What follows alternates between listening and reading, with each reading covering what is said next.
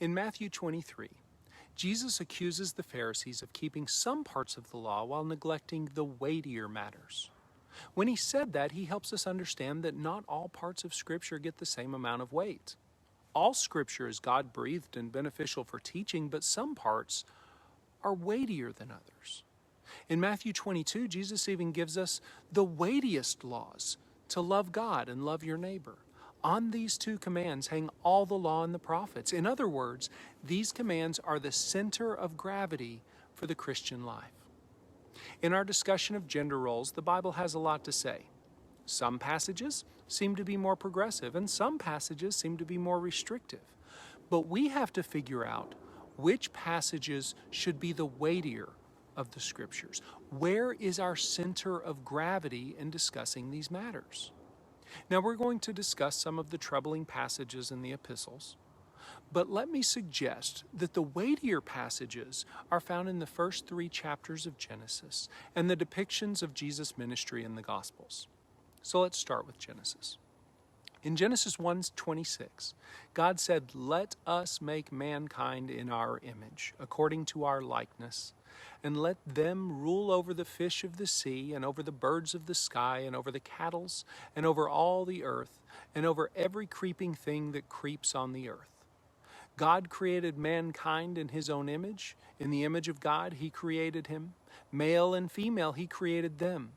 God blessed them, and God said to them, "Be fruitful and multiply, and fill the earth and subdue it, and rule over the fish of the sea, and over the birds of the sky, and over every living thing that moves on the earth." I used to think that meant that both men and women are created in the image of God, and maybe it does. But now I have to wonder, does it mean that men and women are both the image of God, or does it mean that men and women are together the image of God? Maybe we cannot truly represent God without both genders respecting each other together, equally. Also notice that rule, dominion, was given to them, not to him. They were dependent on one another. They couldn't fulfill their mission alone, because part of their mission was to be fruitful and multiply, which is a team sport. But so was their shared rule. They were to be co-regents. Genesis 2 tells the story a little differently and reinforces the idea of being helpmates, complementary partners.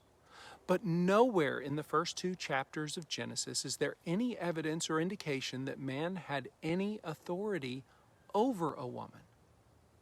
And then sin entered the world in chapter 3, and that immediately leads to the introduction of gender roles. In Genesis 3:16, God said to the woman, "Your desire will be for your husband, and he will rule over you." Male-dominant leadership is part of the broken world, a part of the punishment of sin, a symptom of our fallen condition. Male-dominant leadership is established moments before being driven out of the garden. After a few thousand years of masculine rule, a man named Jesus comes along to establish the kingdom of heaven, and he brought a gospel message of reconciliation. His primary ministry was to redeem humanity from the curse of sin, and this seems to include the deliverance of women from the rule of man. Jesus redeemed women back to their elevated position of helpmates and co-regents. Between Genesis 3 and the arrival of the Messiah, male-dominant leadership was the norm. But there are some notable exceptions to the general rule. Can you think about who they might be? We'll talk about that in the next video. Until then.